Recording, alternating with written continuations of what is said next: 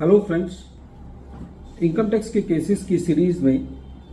आज जो केस हम डिस्कस करेंगे वो इस चीज को लेकर के है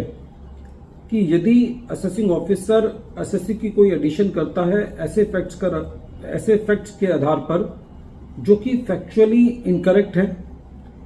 तो क्या ऐसे केस में सीआईटी अपील यदि अपनी इंडिपेंडेंट इंक्वायरी करके ये पाता है कि जिन फैक्ट्स के बेसिस पर एसएससी का एडिशन किया गया वो सही नहीं थे और ये फाइंडिंग रिकॉर्ड करता है कि जो एसएससी का जो इन्वेस्टमेंट का सोर्स था वो एक्सप्लेन था, तो क्या ऐसे केस में सीआईटी अपील के पास ये पावर है कि वो ऐसा कर सकता है? यही issue honourable Delhi high court के सामने अपने एक case commissioner of income tax international taxation versus Hopchand Tekchand Punjabi के केस में सामने आया और ये केस 483 आईटीआर पेज नंबर 486 पर रिपोर्ट हुआ। इस केस का जजमेंट 6 दिसंबर 2023 को आया। प्रेजेंट केस असेसमेंट ईयर 2012-13 से रिलेटेड है। प्रेजेंट केस में एसएससी को सेक्शन 148 का नोटिस भेज करके एसएससी का एडिशन किया गया इस एलिगेशन पर कि एसएससी ने अपने बैंक में कोई टाइम डिपॉजिट्स किए हैं, कोई फिक्स डिपॉजिट्स किए हैं जिसका सोर्स एसएससी एक्सप्लेन नहीं कर पाया है। प्रेजेंट केस में एसएससी अपने नोटिसेस जो उसको भेजे गए थे उनका कंप्लायंस नहीं कर पाया था, इसलिए असेसिंग ऑफिसर ने एक बेस्ट जजमेंट असेसमेंट पास करके सारे के सारे टाइम डिपॉजिट्स को अनएक्सप्लेन्ड इन्वेस्टमेंट मानते हुए उसको एसएससी की इनकम में एड बैक कर दिया था।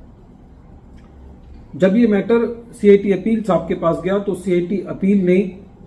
एसएससी से इंफॉर्मेशन मंगाई, एसएससी के बैंक से इंफॉर्मेशन मंगाई एसएससी के थ्रू, और सबसे पहले सीआईटी अपील ने ये पाया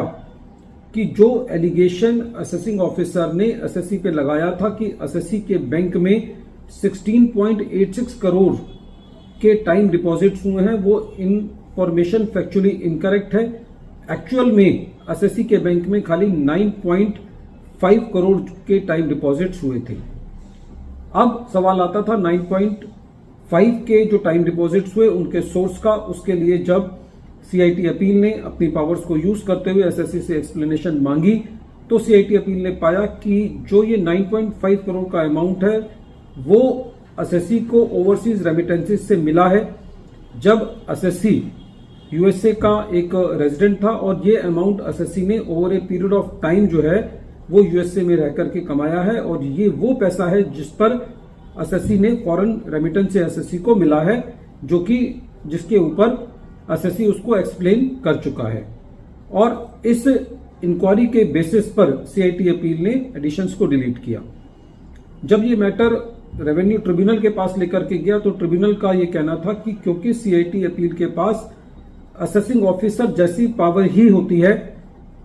क्योंकि एक जर्नल रूल है कि द सीआईटी अपील हैज को terminus power with the assessing officer, तो जो भी इंक्वायरी सीआईटी अपील ने की वो अपनी पावर के अंदर रह करके की और ये पाया कि जिन फैक्ट्स के बेसिस पर एसएससी की असेसमेंट की गई वो फैक्ट्स गलत थे और जो सोर्स है वो एसएससी का एक्सप्लेन्ड है, तो ऐसे केस में जो सीआईटी अपील का जो ऑर्डर है उसके साथ इंटरफियरेंस की जरूरत नहीं है। रेवेन्यू इस मैटर को हाईकोर्ट लेकर के गया और हाईकोर्ट ने भी ये कहा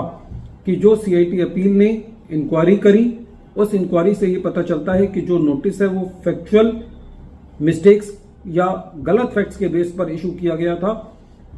जो सीआईटी अपील ने जो इंक्वायरी करी उससे बिल्कुल ये सामने बात आई कि जो टाइम डिपॉजिट्स हैं वो 16.86 करोड़ के ना होकर के 9.5 करोड़ के हैं, और दूसरा जो 9.5 करोड़ का भी सोर्स है वो एसएससी ने सीआईटी अपील को एक्सप्लेन कर दिया है। तो ऐसे केस में जो ट्रिब्यूनल ने सीआईटी अपील के ऑर्डर को कंफर्म किया कि एसएससी का एडिशन नहीं बनता वो जस्टिफाइड है। फ्रेंड्स, जहां पर भी रेवेन्यू ये पाता है कि एसएससी ने कोई एक सिंगल पेपर भी सीआईटी अपील के पास दिया होता है तो रेवेन्यू की ये दलील होती है कि इस मैटर को ईओ के पास दोबारा रिमांड बैक कर दिया जाए, वो उसको एग्जामिन करना चाहता है। लेकिन यदि ऐसा होगा तो कहीं पे भी एसएससी अपनी बात को सीआईटी अपील के पास और एडिशनल एविडेंसेस की परिभाषा में जो नहीं आते, जो सपोर्टिंग एविडेंसेस की परिभाषा में आकर के अपने क्लेम को सब्सटेंशिएट करता है, तो ऐसे सारे केसेस में यदि रिमांड रिपोर्ट आने लगेगी या सीआईटी अपील मांगने लगेंगे तो और केसेस डिले होंगे। तो ये एक वेलकम जजमेंट था जहां पे सीआईटी अपील ने अपनी पावर को यूज करते हुए एसएससी की डिमांड को डिलीट किया। वीडियो के अंत में एक बार फिर मैं केस का नाम रिपीट कर रहा हूं। केस का नाम है commissioner of income tax international taxation versus Hotchand Tekchand Punjabi, और ये केस 483 ITR पेज नंबर 486 पर रिपोर्ट हुआ और इस केस का जजमेंट 6 दिसंबर 2013 को आया। Thank you friends.